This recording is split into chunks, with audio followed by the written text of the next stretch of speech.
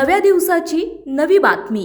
पुण्यातील औंध रोड परिसरात शुक्रवारी रात्री घडलेल्या एका दुर्दैवी अपघातात एका 75 वर्षीय महिलेचा मृत्यू झाला असून तिची 74 वर्षीय मैत्रीण गंभीररित्या जखमी झाली आहे। पीएमपीएमएल बसने रस्ता ओलांडत असताना या दोघींना धडक दिली। दोघी महिला शिवाजीनगरहून औंध रोडकडे परत येत होत्या। बस स्थानकावर उतरल्यानंतर पाठीमागून येणाऱ्या दुसऱ्या बसमुळे त्यांना रस्ता ओलांडण्याचा निर्णय घेतल्याचं समोर आलंय। या घटनेनंतर चतुर्शिंगी पोलिसांनी संबंधित बस चालकाविरुद्ध गुन्हा दाखल केला आहे।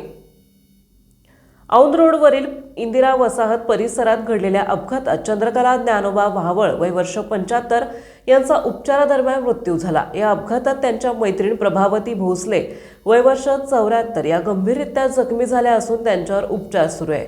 ही घटना शुक्रवारी रात्री 9:15 वाजण्याच्या सुमारास घडली। चतुर्शिंगी पोलिसांनी दिलेल्या माहितीनुसार दोन्ही महिला शिवाजीनगर येथे ते गेल्या होत्या आणि पीएमपीएमएल बसने औंध रोडवर परतल्या। बस स्थानकावर उतरल्यानंतर पाठीमागून दुसरी पीएमपीएमएल बस येत असल्याने त्यांना रस्ता ओलांडण्याचा निर्णय घेतला। याच वेळी पीएमपीएमएल बस चालकाने नियंत्रण न राखता रस्ता ओलांडणाऱ्या महिलांना धडक दिली। या धडकेत चंद्रकला व्हावळ गंभीररित्या जखमी झाल्या होत्या आणि त्यांचा मृत्यू झाला, तर प्रभावती भोसले या जखमी अवस्थेत रुग्णालयात दाखल करण्यात आले।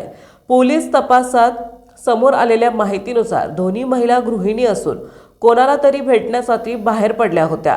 या प्रकरणी चतुर्शिंगी पोलिसांनी शनिवारी सकाळी पीएमपीएमएल बस चालकाविरुद्ध गुन्हा दाखल केला असून पुढील तपास सुरू आहे।